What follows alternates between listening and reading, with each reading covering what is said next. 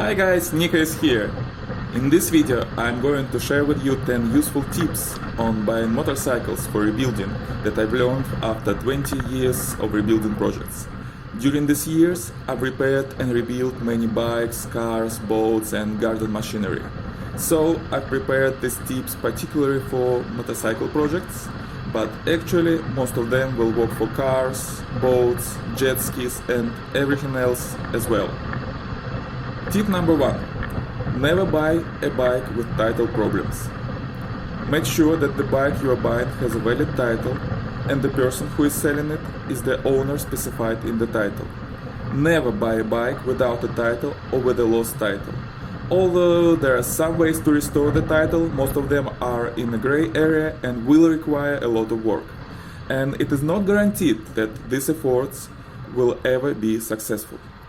Do not buy a bike if the title is signed by a previous owner and the current owner has not transferred the title for himself or herself. I don't speak about licensed dealerships, it's about purchasing from a private party. Yes, I see it left and right when people buy bikes for resale and don't register them for their own name, particularly now in the pandemic situation.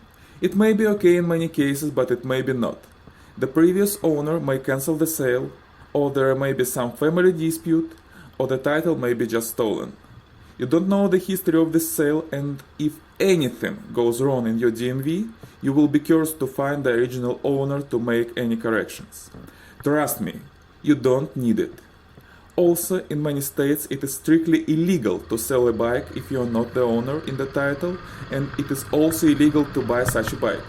I bet you don't want to go to jail for this, right? So, if I see any issues with the title, I immediately turn around and walk away no matter how good the bike is. And I recommend you to do the same thing. There are a huge number of project bikes around. Eventually, you will find what you are looking for with clean documents. The same of course goes for VIN numbers.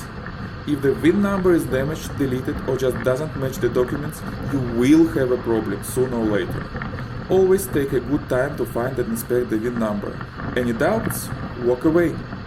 A couple of words about salvage titles. There is nothing wrong with buying a bike with a salvage title, but only if you clearly understand what you are doing. I'm buying bikes on Copart auction, rebuild them, pass salvage inspection and get normal titles for them. It's okay.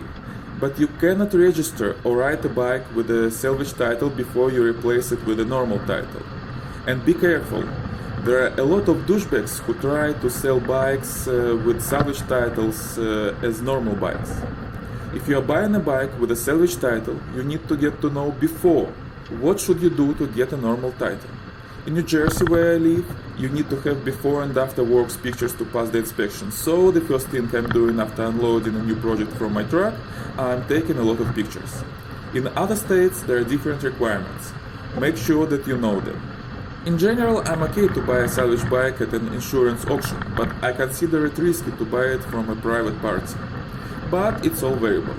Just take into account that reselling price of previously salvaged bikes after you rebuild them may be about 20% lower than for the bikes with an absolutely clean title and history. Buy cheap. If you are buying a project for riding yourself or for reselling, make sure that you don't overpay. It is important to evaluate the damage and to estimate how much work should be done, and do it very skeptically. 9 of 10, you will find more problems than you see when you are buying the bike, and these problems will be expensive to fix. How much should you pay for the project bike? Well, a general rule is as little as possible, but situation may vary widely. However, my experience shows that if you are supposed to pay for a non-running project bike more than 50% of its retail value by Kelly Blue Book, it's better to buy a running, non-project bike for the full price, because with all repair costs, you will come to this amount anyway. It is not easy to find a good deal, but trust me, you better have no deal at all than a bad deal. Tip number 3. Know why you are doing this. You may want to buy a project bike for different reasons. To repair and ride it, to flip and sell it, to make a YouTube channel, or just for fun to have something to do in the evenings. Any purpose is great, but you should understand it clearly because it will have an influence on your buying decisions.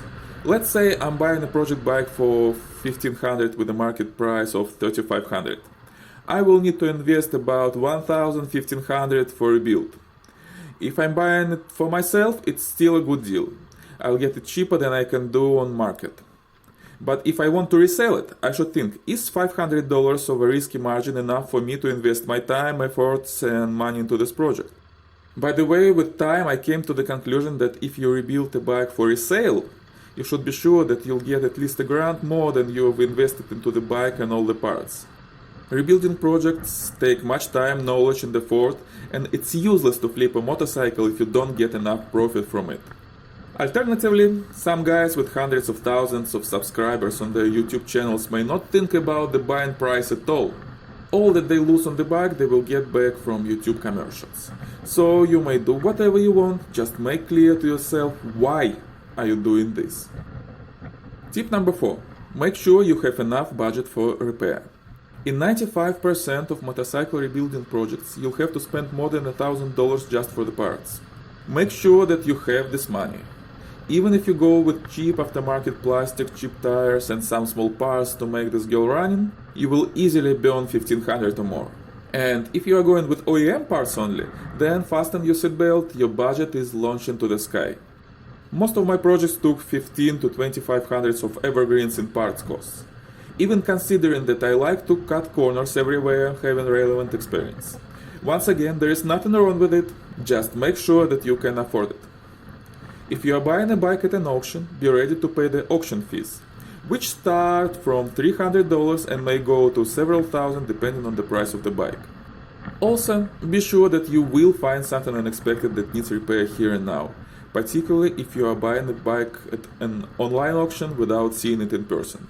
Be prepared to invest an additional $300 or $700 and do have them ready. If you are lucky and you don't face anything unexpected, well, you are just getting a bigger margin. If not, well, you are not surprised and you are ready for this. Just remember that any rebuilding project takes much money, much time and much effort. Be prepared and don't trust anyone who says otherwise.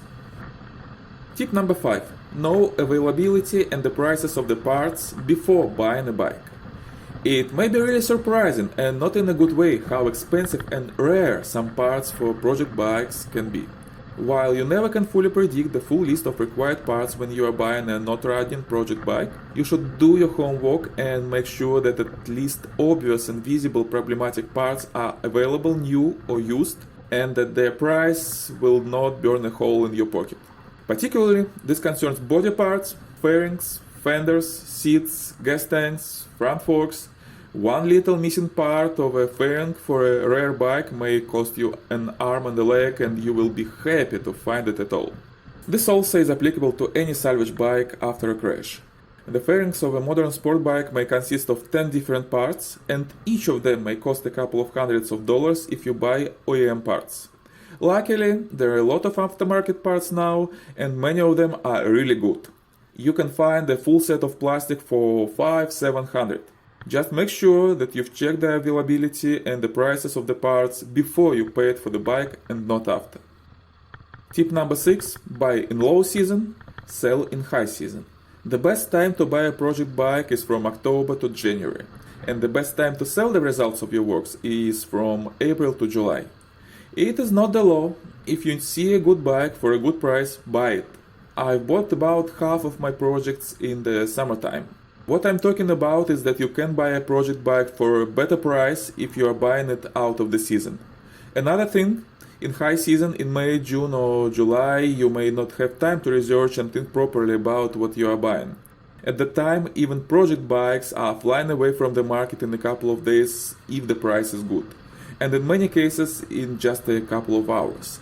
It's okay to buy a project quickly without long thinking, just make sure that you have enough knowledge to evaluate it properly at the first sight. Tip number 7. Know your limits. It is impossible to know everything. If you are experienced enough to fully rebuild any bike by yourself, you probably don't even need this video. But if you are thinking about your first or second rebuilding project, you may need to evaluate what you can do with your own hands and what not. Of course, it is easy to learn everything now with YouTube and other sources. It is absolutely amazing how much knowledge you can get now right from the comfort of your home. It's not a question of what you don't know. You are doing the project to learn something anyway. It's a question of what you personally want to do and what you don't want to do. Some works, like welding, may require skill and experience, and you may want to outsource them. Some other works may require special equipment or expensive special tools. So you just need to be honest with yourself in the evaluation of what you can learn and do yourself and what works you will have to outsource. Not a big deal actually, but it really helps if you can evaluate it before buying a project bike, especially in the countries where the cost of such outsourced works may be really expensive, like in the United States. Tip number 8. Pay attention to details. A small imperfection in the position of the gas tank or a fairing may be a signal of a frame issue, or maybe not. Rust in the tank will take many hours to get rid of it, and maybe a telltale of possible issues in carburetor or fuel ejection system, as well as bad maintenance of the bike. Well, you are buying a project bike that will need work, so it is not the end of the world. But such small details may show you what additional works may be required and what will be the real scope and cost of the project. This will of course help you with your buying decision. But let's be honest, you probably watch this video because you just want to get your first project and work on it. It's nothing wrong with it, it is a really great thing to do. But it means that you probably don't have enough experience to see all beacons and telltales. But at least try to see some of them. Just take your time to look closely at the bike. If you see something that seems even slightly unusual, anything, do not hesitate to ask a question to yourself and to the seller. Why is it like that? Tip number 9. Where to buy a project bike. If you are looking just for an old bike to rebuild, first talk to your friends.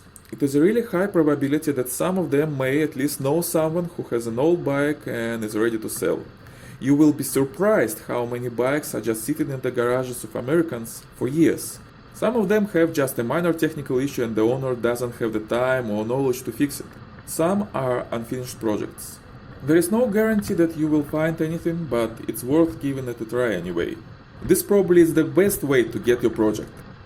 If you want to rebuild a newer bike after a crash, the best place to find it is insurance auctions, mainly Copart and IAA. On Copart you may even buy it yourself without a broker in some states and save a little of spinach.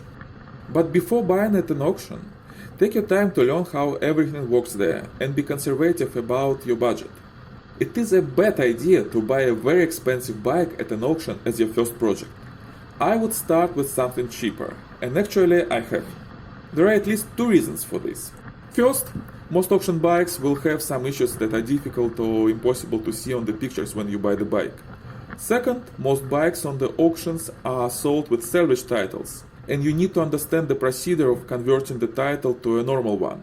Sometimes, in some states, it may be complicated, and you better not risk a large sum of money when you face it for the first time.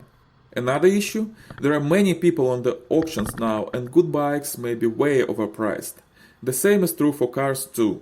On the other hand, buying a bike at an auction is relatively safe from a legal point of view.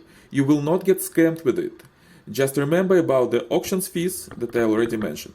Next option, Facebook Marketplace, Craigslist and other sites like that. This is not a bad option, but realistically it is very difficult to find something good for a reasonable price there. Many bikes that are being listed there have problems with title or other essential issues. And the good ones are either very overpriced or sold within a couple of hours. I don't say that you shouldn't buy on Facebook or Craigslist. I got a couple of nice projects from there. Just be extremely careful with what you are doing there. There are a lot of scams. Don't do anything that may be shady, illegal or doubtful. And if you smell a rat, walk away. And remember all tips that I already told you in this video. If you know another good place to get a project, let me know in the comments. I'm really interested to know. Tip number 10. Be extremely cautious buying other people's unfinished projects. Yes, I know it contradicts with my previous tip regarding buying projects from friends. But let's be reasonable. Every project is different and it all depends on what exactly you are buying and from whom. If it is a small project from a good friend who is near to you to get answers to your questions, why not?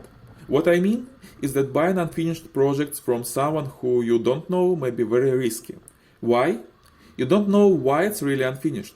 Maybe the seller just overestimated forces and doesn't have enough time or knowledge to finish the project. It's okay.